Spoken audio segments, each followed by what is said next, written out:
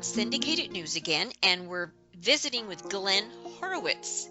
Now, he's a senior fellow at the Center for International Policy, and he just wrote a piece called Obama Pushes Huge Free Trade Deals to Wednesday Vote.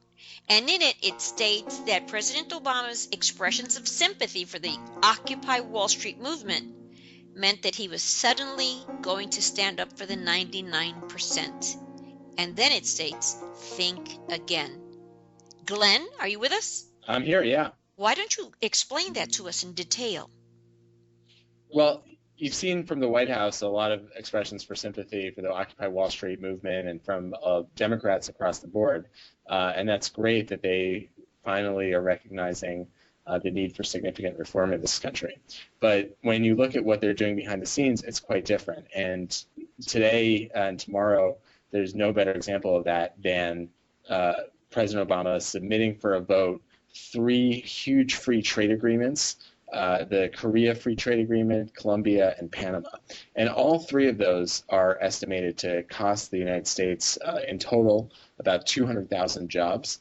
And they'll also make it much harder for the government to track overseas tax havens. And finally, if you like bailouts, you will love these free trade agreements, because what they do is they actually allow foreign companies to sue the U.S. for damages that come from us just passing laws that every American business has to obey.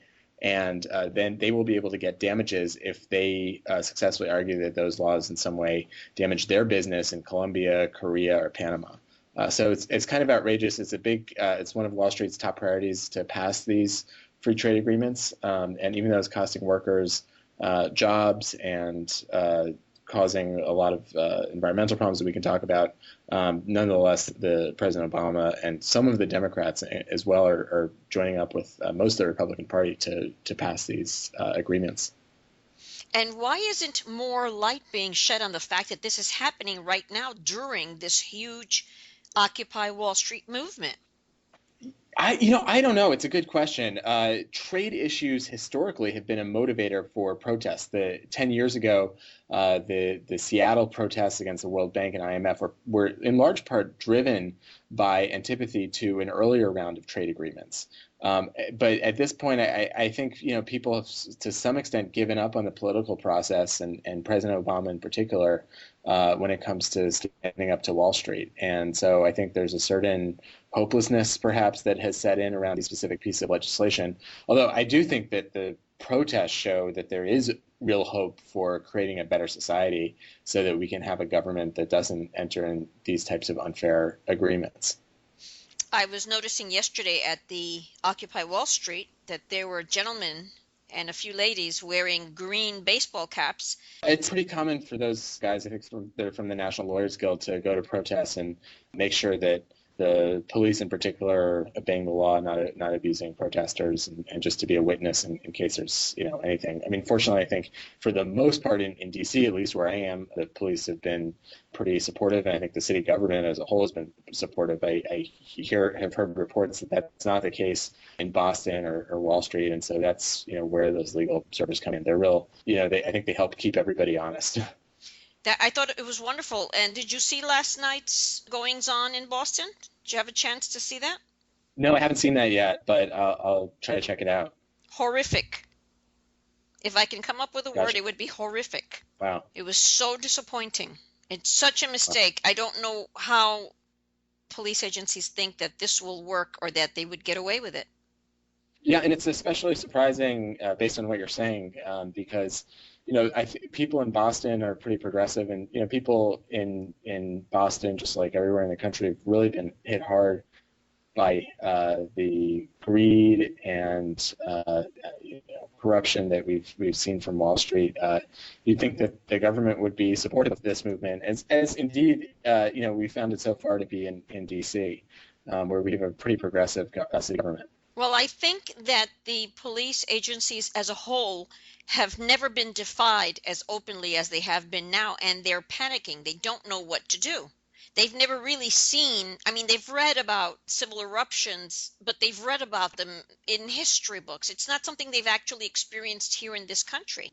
Many police agencies have a long history of working with protests, and there have been others. In some sense, there have been many protests that are way bigger even than the Occupy Wall Street protest, but the media hasn't really tuned into them. This discontentment with our current economic system, with the corruption in government, really predates the Occupy Wall Street protests, but it's a good thing that the media is finally paying attention and really giving it coverage that previously they reserved for the Tea Party and right-wing activism.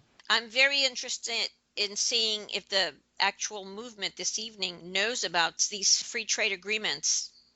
They probably don't. Yeah, well, I think there's some awareness of it, but I think there should be more. You look at just the Colombia Free Trade Agreement alone, what it would do is reduce tariffs to zero in many cases. So U.S. companies would be able to export jobs overseas, set up shop in Colombia. And the situation in Colombia is nothing like it is in the United States in terms of the safety for workers and citizens. There's been probably about 50 murders a year of labor activists and human rights activists.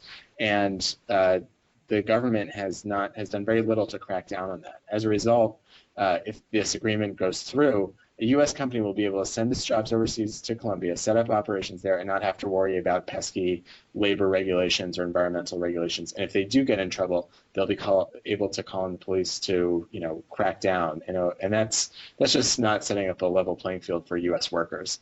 And that's the real shame, and that's why I feel like that's the reality of what these free trade agreements represent. It doesn't have to be this way. You could have fair trade agreements, but given that that's the case, the fact that President Obama is pushing this while people are marching in the streets for economic and environmental justice is really outrageous. And I'm wondering why no one's brought him to task or asked him about it. No one's mentioned it to him. I haven't heard this in the mainstream media at all. Well, yeah, I don't know why, and hopefully the movement and the protests on Capitol Hill today will bring it to greater prominence, so that the vote comes under a little bit of scrutiny before it happens. Well, thank you so much, Glenn. I so appreciate your seeing us at the last minute. I so appreciate it. Thanks a lot. Sure thing. All right, look, take care. Thank you.